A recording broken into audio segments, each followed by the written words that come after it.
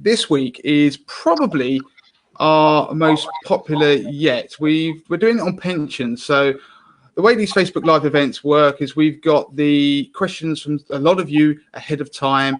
You sent loads in. In fact, we've had so many in, we can't possibly cover them all. So I've got to caveat that. If you sent in a question, it's been received, we've looked at it. And what we'll probably do is we'll answer as many as we can now. And then I'm going to either we'll end up having another Facebook Live at some point, or we're going to pull them together and do some anonymously in the group, because obviously we've got a lot of people in the group who've got knowledge as well. So what normally happens is I come up with the idea of we're going to do a Facebook Live event and a theme. And so pension clearly was always going to be popular. And then suddenly we did it and it became way more popular than I even thought it would be. So what we do is we go out and try and find somebody who we know has got the knowledge, or a company that can do this and do it very well, and it's accessible to consumers. So PensionBee was on the top of our list, and we went and asked them if they would do it. What is interesting is, unlike most companies, the CEO suddenly said, I'm doing it, and he's going to now join me. You'll see Romy on the screen. I'll let her introduce herself to everybody in a second. But it just goes to show the depth of knowledge within PensionBee. So it's great that she's actually come along and going to answer your questions. So I'll pass over to Romy and allow her to introduce herself and PensionBee and what they do before we then kick on with the event. Thank you so much. Hello, everybody. Very excited to be here today. I'm Romy. I'm the CEO of PensionBee, and we're the UK's leading online pension provider. We help people to combine their pensions into one new online plan, and they can then contribute to that plan, watch it grow, use our calculators to plan for retirement, and ultimately withdraw from the plan. So we aim to stay with our customers for life and to offer them a really exceptional service.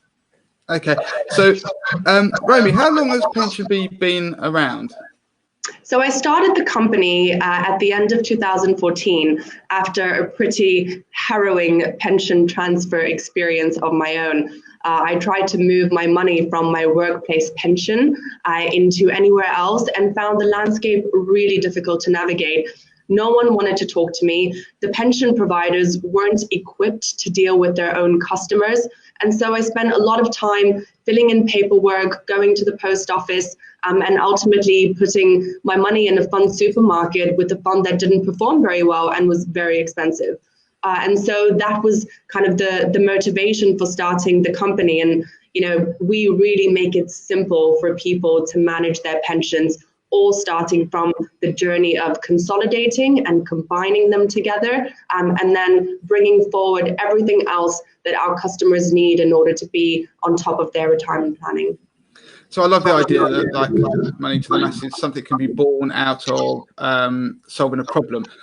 I must add, if anybody wants to ask a question or make a comment, say hello, then feel free to do it in the chat, and I'll acknowledge some of those as soon as and as frequently as I can. So what we'll do now is just go straight in on the questions that have been sent in. Let's do it. What we've done is we've bunched them together in a format that tries to keep something a little bit coherent. So they're following the theme of accessing your pension, contributions, investments and costs, allowances, inheritance tax, consolidation. So there's a lot of questions we got, but there's a very frequent recurring theme. So what I want to do is start with the consolidation one, given that we were talking about it. So we had a question come in from one of our readers. It said, I am 50 years old and have acquired about 6 or 7 separate pensions over the years. I'm thinking of simplifying my finances by consolidating one or all of them into 1 or 2. Would now be a good time to do this while the values in my pots are less than they were before? Also, would it be worth me starting a SIPP as well? Okay, that's a really good question. I definitely think that people tend to get a little bit worried about the market, but the market isn't really something that one can control. And so consolidation and combining your pensions into one plan is a good idea if you have a good reason for doing it. So the most common reasons for combining your pensions is because you want to do something with them. So for example, if you're nearing retirement and you have a plan for how you want to save into your pension and ultimately how you want to spend it, then getting those pensions together may be easier for you to execute on your plan. Consolidation can also be a good idea in order to achieve some convenience in your life. It's actually really, really difficult to monitor 5 different balances in 5 different places and to calculate all of the charges that you might be paying on them. It's much simpler if you have it in one place. And then, of course, there are often very good cost reasons for consolidation. So very, very small differences in costs can have a very, very big impact on the total pension that you might have when you come to retire. And so if you have one of these reasons for wanting to consolidate, whether it's to execute your plan for how you want to manage your money, whether it's to get more convenience over your pension, or whether it's to save on costs, then consolidation makes a lot of sense. And it's really important in pensions and in investing generally to focus on the things that you can control. And those are very much the things that you can control. I mean, one of the things I talk about this week on the podcast, for example, is keeping things simple. And the power of doing that is also apparent in running your pension. And one thing Romy and I were talking off camera before was regarding the point where you access your benefits as well. If you have your pots everywhere and you start to access one in particular, then Romy can elaborate, but it has its own problems. Absolutely. You know, every time that you access a pension, you may very well be under the obligation to let each and every single one of your pension providers know that you have made a withdrawal, even if it's not with them. And that's important because they need to keep track of where you are with regards to your tax limits, and specifically with regards to your lifetime allowance. And so again, that point around convenience and simplicity becomes even more important when you're beginning to draw down, because, you know, let's face it, no one wants to be calling up 5 different pension providers to talk about what they've done with another pension provider. Okay, I mean, so let's take that theme and run with it on accessing pensions. So one of the questions we got in on the feed was, if I take 25% tax-free lump sum for my pension, can I leave the other 75% untouched in the pension fund? And if I have to start drawing the rest, how long can I wait, and what is the minimum I can take? So this is a popular theme in a lot of the questions we got. Yes, and this is a very common strategy of how people access their pension. It's very usual for people to take out 25% tax-free and then simply to leave the rest invested until they need it. There's really no time limit on any of this. And so, you know, you can withdraw your tax-free amount as soon as you're able to or later, and you can access your taxable income again as soon as you're ready. There's no kind of, you know, pressure on you to do anything.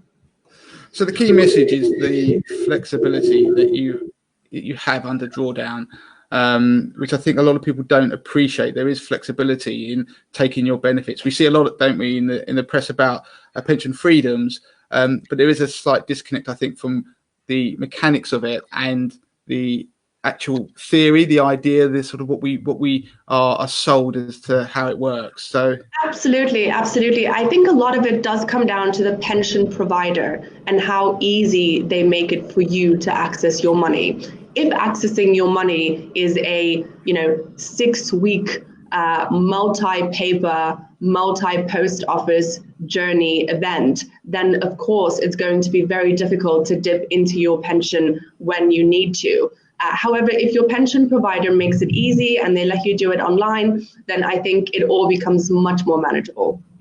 I mean, taking that point on, there are a lot of people who it's a great time to seek advice. It's probably the one time to seek advice in your life with finances is at the point of retirement. And as Romy suggests, the idea that you might consolidate or have to move your pension to be able to access some of these flexibilities and the pension freedoms is something that people have to bear in mind. I want to just go on from that, actually. Somebody who's used some of their sort of freedoms and moved their pensions around. We had a question from somebody who has moved a defined benefit scheme. So the question is, I transferred my defined benefit scheme worth £500,000 to a drawdown scheme with a financial advisor at the end of February. But of course, they said it's unfortunate timing given that the market's crashed and the market's now down about 20%, and as is their fund. They're 57, still employed, but they're struggling with the work demands due to their health, but they'll probably soldier on. Now, the advisor at the time did a review, and they have enough savings to last 2 years approximately before they retire, and they require an income around £20,000. Now, the question really comes down to the fact that the person now is, they've given a risk level and they've been recommended investments. They were comfortable with them before the events, but now, in light of what's happened in the market, because obviously a defined benefit scheme, for those who aren't sure, is like a final salary scheme. It's a guaranteed promise, whereas what a defined contribution scheme isn't. And they're worried, do they need to change things now to be able to reduce? They've actually said to reduce their risk to achieve the income. Well, I'll tell you about the way that we approach, these sorts of questions around, what should I do with my investments in order to achieve the outcomes that I want to achieve. And generally speaking, the Financial Conduct Authority has come up with 4 scenarios that might apply to a person. The first one of those is, I want to take all of my money in out of my pension. And that might apply if you have a small pension. And of course, if you want to do that, then you want to be in a fairly low risk sort of fund, and the type of fund that doesn't move around very much because you plan on withdrawing your pension in the short term. If you are planning on sort of, growing your pension for many, many, many years before you access it again, then at that point, what you may want to consider is a slightly higher risk fund, because the higher risk funds come with more opportunity for higher returns. And so those are kind of the 2 investment extremes. There's another case in the middle, which is that I want to dip in to my pension on a fairly regular basis. And I think this is probably one of the more difficult investment problems to solve. However, there are a couple of rules of thumb that can be applied. And so when research has been done in the past, the natural sort of rate of withdrawal from a pension plan has previously been assessed to be around 4% of the pension on an annual basis. And so this can work rather well if markets are experiencing their usual historical performance. And that 4% withdrawal is really what can help you keep your pension going up until the end of your life, which is ultimately what you want. However, of course, these sorts of approaches, they do come with some level of market risk because the market can change. However, a 4% return is certainly not something that would be considered, to be associated with a very, very high risk fund. And in fact, it may be something that needs to be managed a little bit more carefully and a little bit more proactively. And then the fourth option is really one where, you have some very specific and well-defined income needs. And for people in that situation, I still think that it may be worthwhile to consider something like an annuity, something that gives you a guaranteed income for life. And if you do have a high level of confidence around what that level is, then exploring the benefits of a guaranteed income can be very beneficial. So those are pretty much your 4 broad options to choose from. And really, what is a good idea is to have a think about the various scenarios that might apply, and therefore, what type of product it would be helpful to go into, bearing in mind that, if you want to access your cash, all of it now as soon as possible, that's the lowest risk. If you have a longer time horizon, that's sort of the higher risk approach. It's interesting to hear you talk about annuities there, because they're almost like the forgotten part of pension planning, because they were the stable before, weren't they? When gilt yields and annuity rates were so much more attractive, and now people forget that they do exist. And of course, people have to realise that with annuities, you can get enhanced annuities. There's a lot out there. So if your health is not that great, you can get a better annuity rate. So these sorts of things people should bear in mind. There are options. Taking the option one again, before we move on away from actually accessing pensions, somebody asked a question. I have a private pension invested in various bonds, gilt funds, so the low risk stuff. So when I reach 55, I have access to this pension, which is later this year. They intend to leave the pension invested and go into drawdown. So something we touched upon earlier. Now, the question they've got is, if they want to access the 25% tax-free portion, what are their options? Could they're sort of speculating, is it they can take 25% of every withdrawal as a tax-free lump sum and the rest is taxable? Could they somehow freeze their tax-free cash? They really want to know, how do you go about it? What are those drawdown options? Well, a lot of it will depend on what the pension provider offers.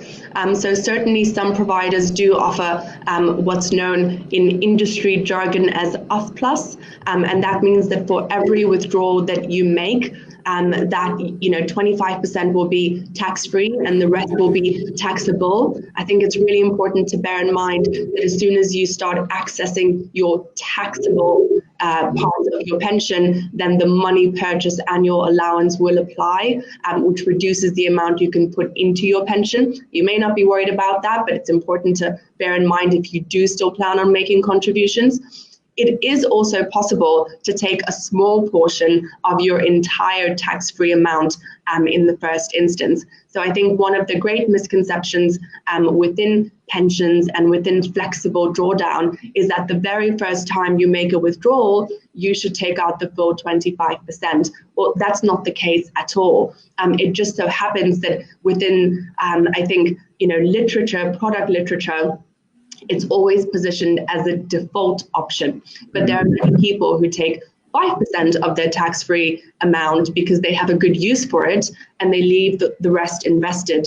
And the reality is there are few places that are as good as a pension for you to maintain your money. So the reason why you don't need to withdraw everything or your entire 25% is because you may not have a better place to put it. Within your pension, you can, if you take out 5% tax-free and leave the other 95%, you would continue to benefit from all of the things that the pension brings, which is that it can continue to grow within the pension on a tax-free basis. You could probably still continue to make contributions. If you are invested in a good pension, it's likely that it's well diversified across the world and across various asset classes. And generally speaking, you can get pensions as investments at a very, very good cost. And so those features are actually really, really difficult to replicate once you take your money out of a pension.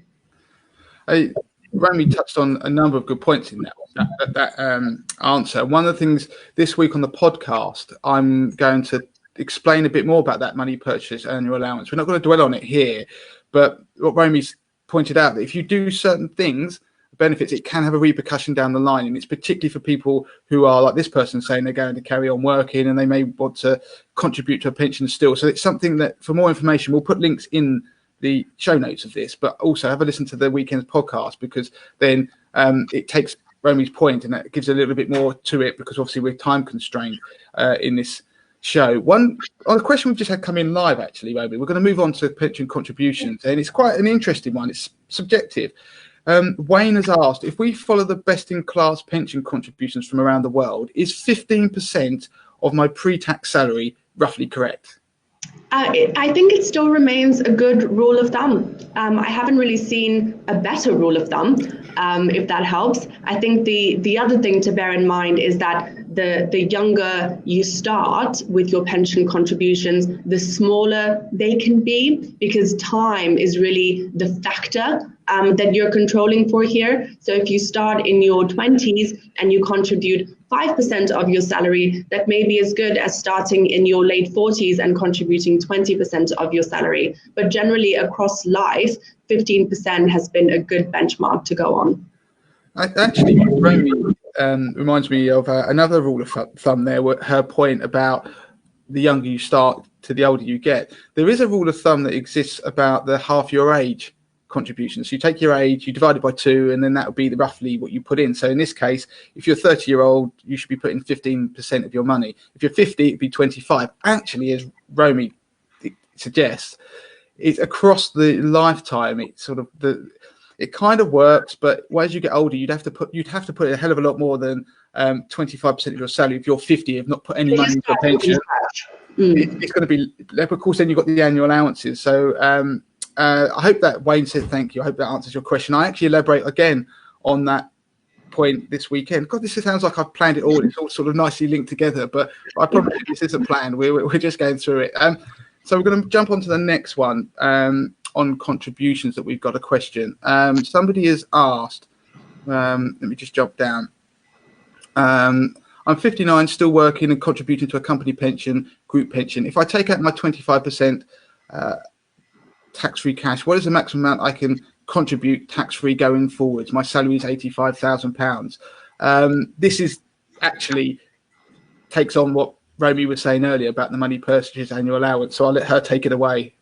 Sure. So you can still use your normal allowance, so not your money purchase annual allowance, but the usual allowance that would apply, as long as you are not accessing your taxable income. So if you're still taking your tax-free cash, then your normal limits would apply. And for most people, they can put in personal contributions that are the lower of their earnings, or £40,000. If you are a very, very high earner, so if you are earning £200,000 or more, then you need to start paying attention, because your allowances are actually reduced the more you earn.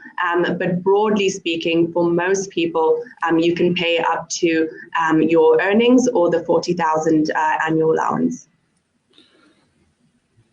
And that includes tax relief, by the way. Yeah. Okay. So again, it's taken on the previous answer and explaining it, elaborating on it even more, which is brilliant. So going on again, we're touching upon auto enrollment with this question. Actually, somebody they've got a question about their pension. They work for the council, pay 6% a month, which is matched by their employer. Any more than 6% contribution is not matched. But is it worthwhile paying extra into this if I can afford to do so, or would I be better off looking into getting into additional private pension, or paying more into a stocks and shares ISA, for example? So it's a good question. I mean, I think it definitely makes sense to save, and I think that the recognition is there, within the question. I think that paying into a pension that you already have can be a very good thing, because, as I mentioned earlier, pensions have some really unique benefits. So the first one is that when you put your money in, you will get a tax top-up from the government. So if you make a personal contribution of, say, £100, the government will add another £25 directly into your pension, and pension providers like us go and claim that automatically. So whether this is the pension that you want to pay into really depends on what that pension is like, and the ease of paying into it relative to paying into another pension that you might have. But overall, I would say that if you can pay into a pension, it does make more sense relative to paying in to another sort of instrument, even if the employer isn't necessarily matching. Great. So what we'll do now is, I'm conscious of time, we'll move on to the underlying investment itself. So we've got a lot of questions about pensions and the underlying actual investments, funds, returns. The question that was sent in is, I'm due to take a pension and have the option of a £100,000 lump sum. I don't want an income from this. I want to keep it near to inflation proof as I can, but taking no risks. There are fixed notice bonds of about 1.5% that will be per annum available. But what else could I do with this while taking no to minimal risk? Don't want to lose more than 5% in 5 years. Yeah. Well, it's an interesting one, because I think again, the question kind of comes back to, well, I have 25% tax free, and I can take it, but then you don't necessarily know what to do with it, and so I would very much encourage in those sorts of situations to think about whether keeping your money in your pension and taking, and taking withdrawals as and when you need them, it could be a more kind of longer term profitable approach. And so the challenge then becomes, well, if you keep the money into your pension, what would it be invested in? And again, I would come back to sort of, the 4 various scenarios that the Financial Conduct Authority has laid out, which are, if you want to dip in occasionally, which I think may be sort of the maybe an appropriate scenario for someone who doesn't want to take all of their money out immediately, or doesn't want to leave it invested for the very, very long term. Then there would be products available that you can, keep your pension in one place and adjust the level of risk that you take within the overall pension. So I do definitely, kind of worry about when people are taking money out of a pension without necessarily, needing to spend it, because there are very, very few places where your pension, where your money can grow on such an attractive basis over time. And of course, I'm sure we'll get into all of the inheritance benefits that come with pensions too. But overall, it can be a very attractive place to simply keep your money and to adjust sort of the risk level around what you intend to do with that money over time. I mean, you raised the point of inheritance there, which is a key one, because people are dragging money out of a pension. You're taking it into your estate. And so, Romy will no doubt elaborate that in a upcoming question we've actually got around inheritance tax. So it's something you have to bear in mind. Just to answer Rihanna's question, she said, I joined late, so not sure if this has already been mentioned, but I want to know about consolidating pensions. I have about 4 different pots with different employers. Rihanna, we have done that at the beginning, so make sure you go back and watch this whole show. You will see what we talked about consolidating, whether it's a good time to do so. I tell you what, let me jump to that inheritance tax question, since we mentioned it. There was the question is, here we are. I have a final solely pension and I am a few years away from taking withdrawals from my direct contribution pot. I wish to leave approximately 50% of my direct contribution pension to my adult son and adult daughter as part of their inheritance by using one of the following options. So I could just quickly read them out. Take the 25% tax-free amount from the pension pot and pay 20% tax on any future withdrawals until I have taken 50% of the pension pot, or over time withdraw 50% of the pension pot using, Romy mentioned it, UF plus withdrawals. I will therefore only receive half of my tax-free allowance from the pension pot. Would my option impact tax implications for my beneficiaries if I died before 75 or after 75? That's the crucial point of this question, actually, probably that last point. So I'll hand over to Romy to explain. Sure.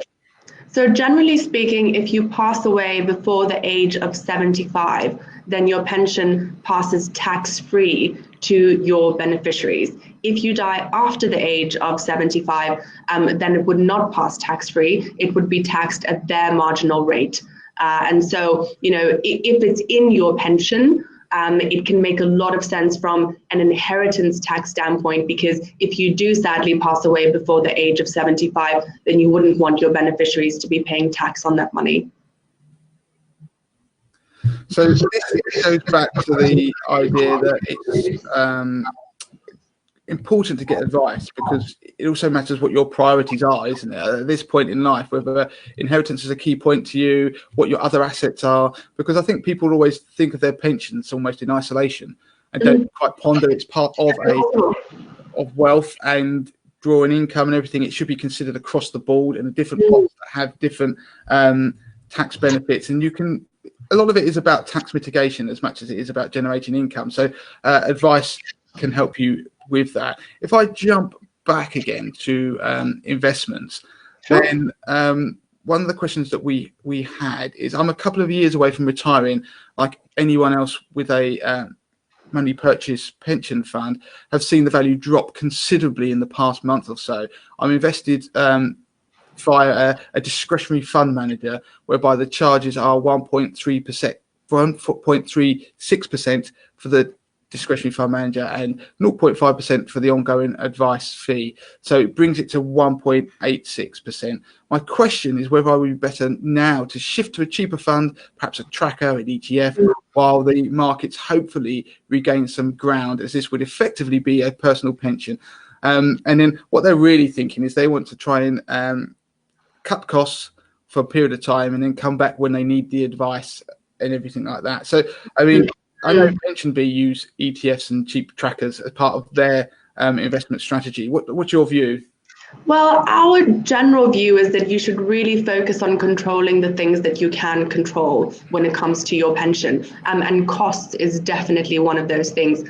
So our fees range from 0.5% to 0.95%, depending on which plan you've chosen. And at the very sort of top end of the 0.95%, we have a plan that aims to achieve an annualized return of just over 4%. And it comes with a bit of active management. But that's really sort of the range for us.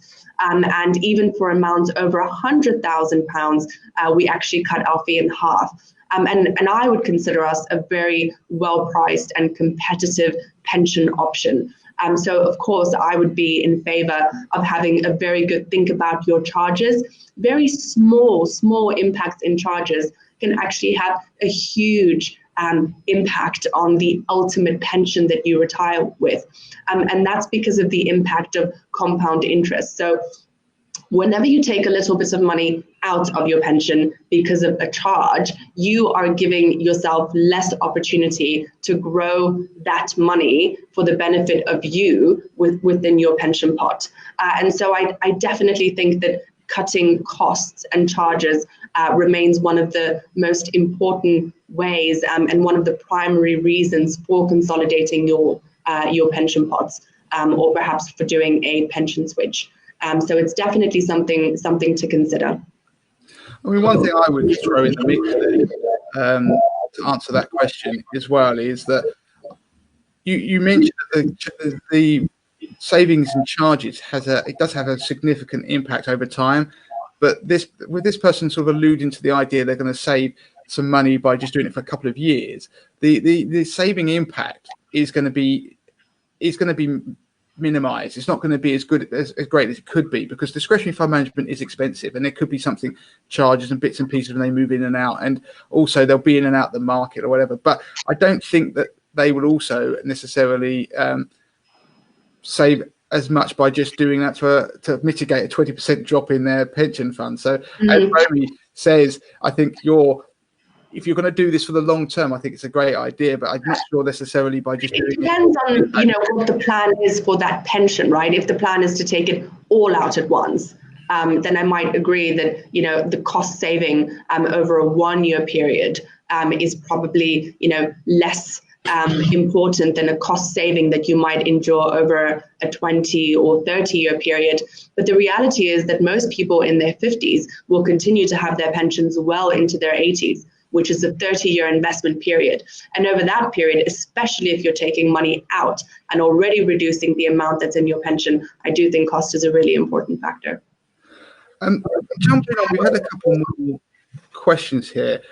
John has said he unfortunately inadvertently overpaid last year, a couple of £100 more than he earned. He miscalculated it. And what will happen? Will I lose out or be chased by a HMRC? So what's the impact of his basically CD's annual allowance? Right. Well, so the way that works is it has to be declared on your self-assessment that you fill in every year. And at that point, when you do it online, you'll be able to see the impact of that. But generally speaking, if you've overpaid into your pension, it's not too difficult to resolve from an administrative standpoint. Yeah, and as Romy says there, John, I mean, they're not going to, they put the limits there because they don't want you to do it. So what they'll end up doing is there normally is a charge as well that can be in there. So it ends up being rectified somewhere along the line. So what I'll do actually is I'll put a link for John in these notes that goes to something online that I've seen that explains what the mechanics of it, because there is something that will happen, but ultimately I'm not sure. He's only a few £100. He's not going to bankrupt him. Somebody's again asked about consolidating within pensions. We've already covered that. It's a popular, very popular question. Again, about limits. This leads on nicely again. Someone has asked the question, if someone exceeds their lifetime limit, is it a problem immediately, or is it only a problem when the pensions are taken? And is it only a problem if more than the lifetime limit is taken? So can the residue be left, etc., so without penalty? So it's not a problem immediately. Your pension is tested against the lifetime allowance at a point that is, in pension terms, known as a benefit crystallization event. And generally speaking, that event takes place when you withdraw money from your pension and or when you reach the age of 75, which is the age that you stop being eligible for those tax top-ups from HMRC. And so you can probably continue to accumulate your pension, but beware that when you do come to access it, it will be tested against the lifetime allowance, and there may be a charge on any excess amount. Romy, I'm now conscious of the time, and you're proving incredibly popular. We're getting lots of questions come flying in, so we're going to have to. We're not going to be able to cover all the questions that we also got sent previously. But what I want to do is just finish on something relating to scams. It's something that we spoke about off camera, but it's, as you pointed out, an important thing, particularly now. So take it away on the scam front. I know PensionBee have been quite vocal on this. We have been very vocal. I think, within the pensions industry overall, we are starting to benefit from increased digitization, which means more access to your pension online. And we've certainly been at the forefront of this. And therefore, we think it's also a responsibility to kind of raise awareness around the potential problems that might arise in terms of, pension scamming. And we've certainly seen quite a few, high-profile cases in the past with people being lured into early access of their pensions. Generally speaking, accessing your pension before the age of 55 is not allowed, and no sort of reputable pension company would really let you do that. It's subject to very, very high tax charges. And so it's important to be careful when you are searching for your options online to make sure that you are dealing with reputable sources. I think the other area that we're increasingly focused on is an area that we've seen quite a lot in the banking space, and that is increasingly coming to the fore within pensions, and that's the area of phishing. And people asking you online to reveal information about yourself and be used against you. And it's really important to remain vigilant and to become, well aware of the potential scams that are out there when it comes to your pension. We've actually created a really interesting and engaging online tool. It's called Scam Man, and it's actually a game. It's a game that you can play on your phone or on your computer, and it puts you in the seat of a vigilante that has to protect a pension pot from common scams, and sort of shows you what the common scams are, and then also what you can do to guard yourself against them. And I think it's a really engaging way of learning about this topic, because a pension is there for life, and it's important that it's kept safe.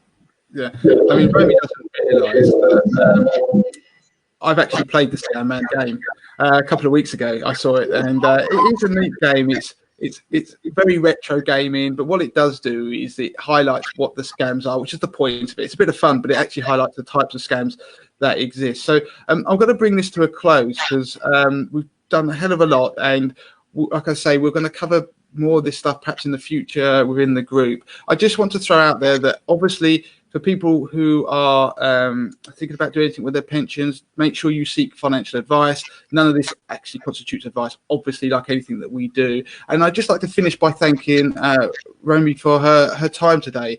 It's been very enlightening, and we could talk about pensions all day, I think. But Really? Well, you probably do, in fairness. I do. Very exciting. Brilliant. So thank you for your help, and we will put out sections of this video that people can share and consume at a later date. So thank you for your time. You're welcome.